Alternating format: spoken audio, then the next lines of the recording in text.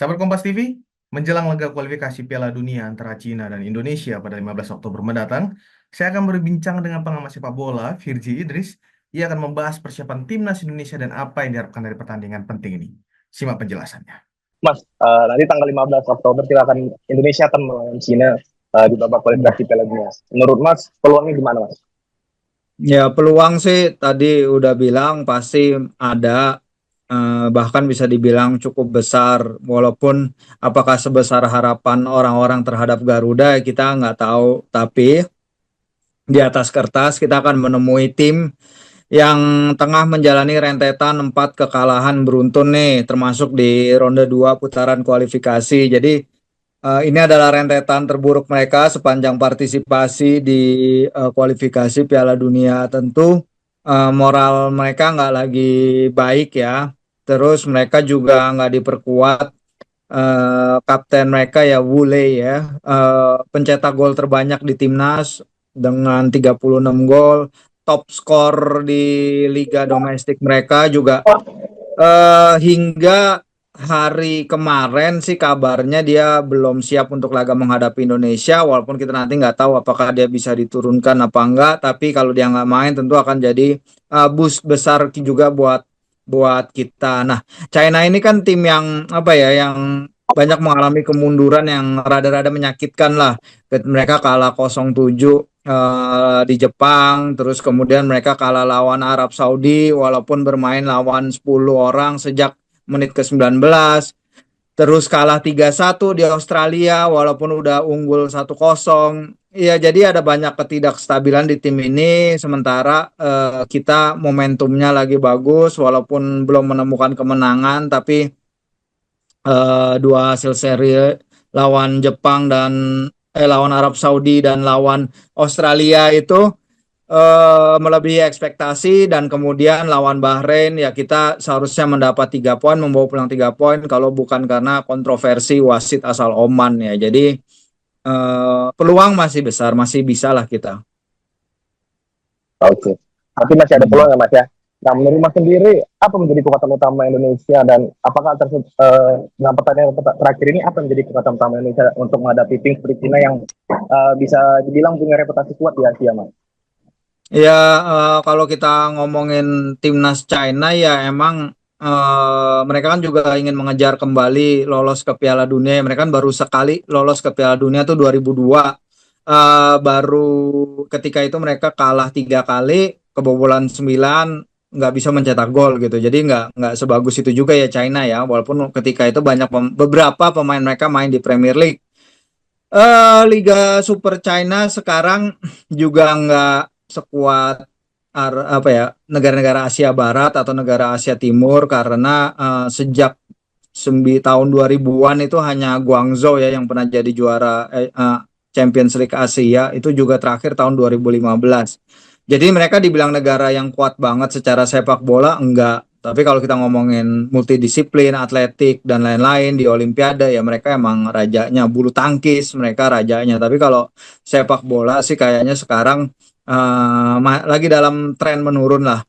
Ya, disinilah kita punya kesempatan, pemain-pemain kita gantian nih. Sekarang pemain-pemain kita yang main di liga-liga Eropa. Kalau lihat line up-nya China itu semua pemain mereka berasal dari liga domestik. Sementara kita tersebar dari berapa 24 klub dari 10-11 negara berbeda gitu. Termasuk dari Thailand, dari Malaysia, dari Inggris, dari Italia, dan terutama sekali dari Belanda. Jadi secara pengalaman skuad, secara kematangan tim, mungkin kita bisa dibilang lebih unggul ya. Gitu. Apakah ada pemain Indonesia yang menurut Mas sendiri menjadi faktor penentu atau game changer lah dalam laga penting ini? Yang pasti sih kekuatan kita di lini belakang yang akan jadi yang membedakan ya, apakah kita akan kalah atau menang. Bang Jai pasti masih akan jadi andalan, akan jadi faktor kunci di lini belakang yang akan menjadi pembeda apakah kita menang atau kalah. Dia akan menjadi commanding presence di lini pertahanan dalam mengorganisasi teman-temannya. Tapi kalau kita ingin menang, kita perlu mencetak gol dan di sanalah kita perlu Rafa untuk bisa mengulang apa yang dia lakukan kemarin. Kita perlu Ragnar kembali jadi badak di lini depan yang merepotkan barisan pertahanan lawan dengan permainan fisikalitas dia yang cukup mengganggu pertahanan lawan ya. Dan ini yang kita suka banget lihat dari dia. Dia ngotot sekali mengejar bola, dia ngotot sekali mengejar peluang. Jadi pemain-pemain penting di semua lini sih sebenarnya. Kita kalau tadi kita ada bicara lini tengah, habis itu kita bicara lini belakang dan lini depan. Nah, ini belum membicarakan Martin Paes yang seharusnya tidak sesibuk ketika menghadapi 3 laga pertama di mana gawang Indonesia itu menerima 61 tembakan dari 3 laga pertama itu. Jadi ya semua lini sih sebenarnya nggak ada 1-2 pemain aja yang harus main bagus, semuanya harus performanya meningkat berbarengan. Menurut Mas Firji, dari performa terakhir Cina ini, apa sih yang bisa dilihat dari tim nasional Cina yang bisa dimanfaatkan kelemahannya oleh Indonesia gitu, Mas? Ya, kalau kita lihat emang tim China ini moralnya memang nggak setinggi itu ya, banyak masalah. Pertama mereka ada beberapa pemain mereka yang cedera ya, terutama si Wu itu tadi yang udah kita bahas, itu kehadiran besar di tim mereka. Kedua ini adalah tim yang juga masih muda ya, banyak pemain kalau saya lihat capsnya itu emang nggak sebanyak itu pemain-pemain yang ada ya kita masih lihat beberapa pemain yang berusia 30, 29 tapi banyak pemain yang capsnya di bawah 10 di bawah 5 bahkan ada beberapa debutan di tim ini yang belum pernah main di level internasional. Jadi itu adalah hal yang bisa kita eksploitasi, minimnya pengalaman para pemain mereka. Di Qingdao juga pemilihan venue kan kita datang lebih cepat dari mereka ya, perjalanan mereka bahkan lebih jauh dari kita karena mereka dari Australia, dari Adelaide main. Sementara kita udah tiba duluan di Qingdao. Jadi faktor tuan rumah juga ya kita harus waspadai karena kita lihat publik sepak bola Cina tuh lumayan vokal juga ya ketika Persib main melawan Zhejiang itu, supporternya juga luar biasa. Jadi ya kita akan lihat itu apakah akan jadi faktor determinan atau tidak. Tapi semoga ya kepemimpinan wasit siapapun yang jadi wasit di laga nanti kita harapkan tentu jadi jauh lebih baik ketimbang laga lawan Bahrain karena kalau kita dapat wasit seperti laga melawan Bahrain lagi sangat susah banget ya kita untuk mengembangkan permainan, mengembangkan tempo, anak-anak jadi terpancing emosinya. Walaupun kalau kita lihat pesan yang disampaikan oleh Pak Erick Thohir, oleh Coach Shin dan lain-lain, kecewa iya, tapi mereka memilih untuk move on dengan cepat untuk menatap pertandingan ini, jangan terlama-lama terjebak dalam kontroversi atau amarah karena kebobrokan wasit, tapi melihat bagaimana caranya mendapatkan 3 poin perdana di ronde 3 kualifikasi Piala Dunia ini. Oke, Mas. Kalau dilihat dari segi taktik, Mas, kemarin waktu Indonesia melawan Bahrain kan posisinya bisa dibilang 5-5-1 lah, ya kan? Lebih condong bertahan. Nah, untuk nanti melawan China, apakah Indonesia perlu tampil lebih agresif untuk mencari poin? Bagaimana sih pelatih Indonesia ini untuk mengimbangkan antara kebutuhan untuk bertahan dan menciptakan peluang di depan? Karena bisa dilihat kemarin waktu melawan Bahrain, depan selalu bisa dibilang agak miss, Mas, karena kayak operan lambung di depan tuh agak sering miss. Ya.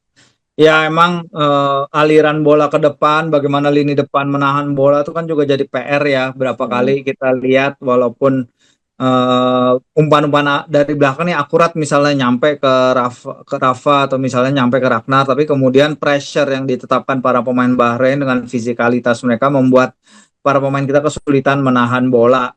Nah, disinilah kita juga harus hati-hati terutama dalam menghadapi serangan-serangan mereka ini. Walaupun kita tahu ketika melawan Australia mereka yang bisa mencetak 1 gol, lawan Arab Saudi 10 pemain mereka juga dapat gol karena gol bunuh diri.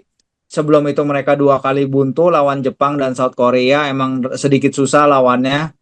Dan mereka baru bisa menang besar tuh sebenarnya ketika melawan Singapura di Tianjin pada Maret 2024 ya di ronde 2 kualifikasi. Jadi Itu adalah hal-hal yang harus kita waspadai karena mereka udah menghadapi tim-tim sepantaran kita nih, misalnya dalam diri Thailand, tapi Thailand bisa mengambil imbang poin satu ketika main ke Shenyang di ronde 2 kualifikasi. Jadi menurut saya kita juga harus bisa mendapatkan setidaknya 1 poin dari pertandingan nanti sih. Berapa penting sih mas bagi Indonesia untuk mendapatkan poin di laga ini? Mengingatkan bisa bilang seharusnya kalau kemarin kita menang kita di posisi kedua, tapi kan sekarang kita di klasemen posisi 6 kan. Eh, apakah laga ini bisa menjadi penentu kalau kita menang melanjutkan perjalanan Indonesia di Piala Dunia atau ada kesempatan di laga berikutnya mas? Ya tentu karena tiba-tiba kan Pak Erik mengutarakan mimpi besar, target besar PSSI kan ada 15 poin ya, which is banyak banget loh itu 15 poin. Sementara kita sekarang dapat 3 poin dari 3 pertandingan.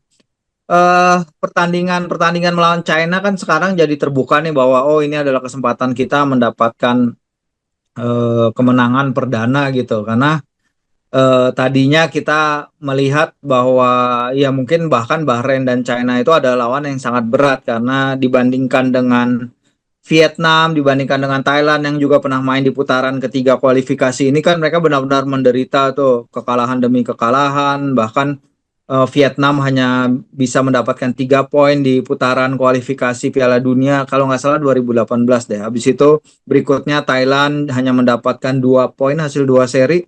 Jadi ya memang berat sekali untuk negara-negara Asia Tenggara sebelum kita, tapi ternyata kita bisa buktiin nih kita bisa nahan Arab Saudi, kita bisa main imbang lawan Australia, tapi kekecewaan lawan Bahrain tentu ada untuk kita jadinya kehilangan nih rank kedua, tapi ya jangan membuat hal itu jadi membutakan kita bahwa persaingan di sini tuh sulit ya, bahwa Bahrain itu sekontroversial dan separah apapun laga kemarin mereka masih duduk di rank 76 dunia gitu.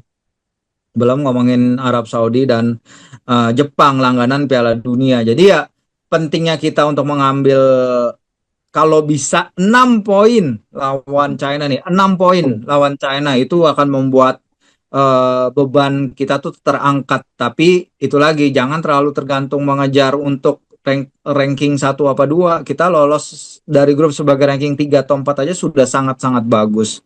Jadi ya disitulah pentingnya kita mendapatkan kalau bisa nih 6 poin dari China home and away menang itu akan super sekali sih kalau bisa.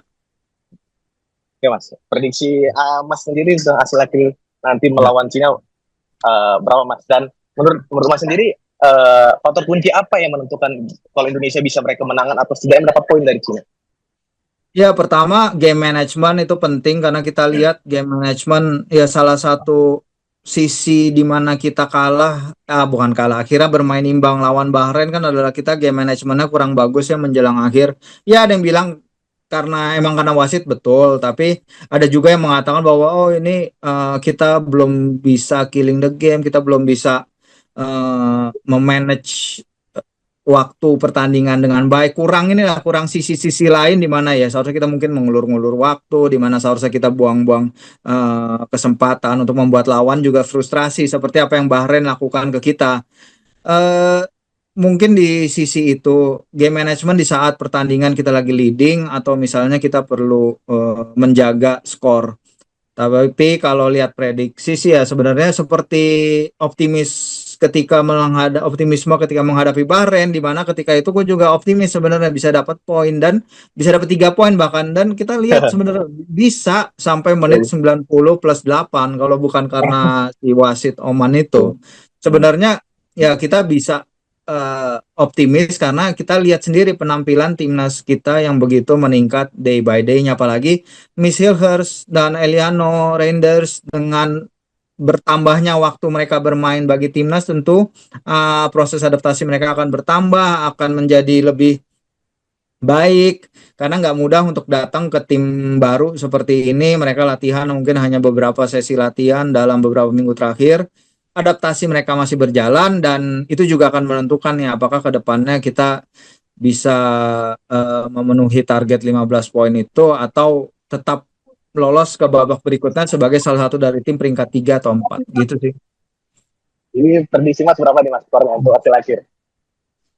Aduh, ya mungkin kita bisa.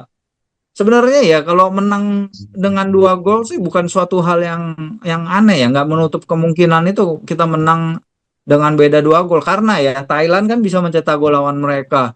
Singapura ya oke kalah 4-1 ketika tandang ke China, tapi di Singapura mereka bisa mencetak 2 gol ke gawang China gitu. Singapura ini Singapura yang kita omongin. Jadi eh, membuka kemungkinan lah untuk kita bisa mencetak 1 atau 2 gol yang mungkin 3-1 atau mungkin pahit atau kita 3-1, 2-0 atau enggak kalau menang 1-0 juga kita udah akan sangat senang gitu. Oke. Menurut Mas sendiri, nanti kan sudah dikonfirmasi bahwa nanti pada pertandingan melawan Cina yang memimpin wasitnya Timur Tengah lagi nih Mas. Gimana pendapat Ya. Mas? Ya emang itu katanya wasit yang ini ya yang mimpin laga Bahrain Australia yang memberi Iya, Australia benar. eh, memberi Australia kartu merah ya dan juga Iya, akhirnya gol. Ya ini emang adalah dinamika yang sangat menarik ya. Sebenarnya kalau kita ketemu China terus wasitnya dari Asia Barat sih nggak masalah ya. Tentu kan yang jadi pertanyaan kalau kita ketemu tim Asia Barat tiba-tiba wasitnya juga jadi Asia Barat gitu. Itu sama aja kan kalau Indonesia main lawan Jepang terus wasitnya dari Thailand atau wasitnya dari Vietnam gitu. Ya kan pasti akan ada kecurigaan lah. Ini gue juga udah mau gue udah minta klarifikasi dari AFC soal ini. Saya email ke dia, ke mereka, tapi sejauh ini belum ada jawaban gitu. Jadi ya hal-hal kayak gini menurutnya harus ada klarifikasi aja biar clear kenapa diperbolehkan gitu wasit Asia Barat mewasiti suatu negara Asia Barat. Nah kalau misalnya nanti wasit UAE dan nanti kita akan menghadapi tim China ya seharusnya nggak terlalu ada problem ya gitu sih. Oke Mas, penutup nih Mas.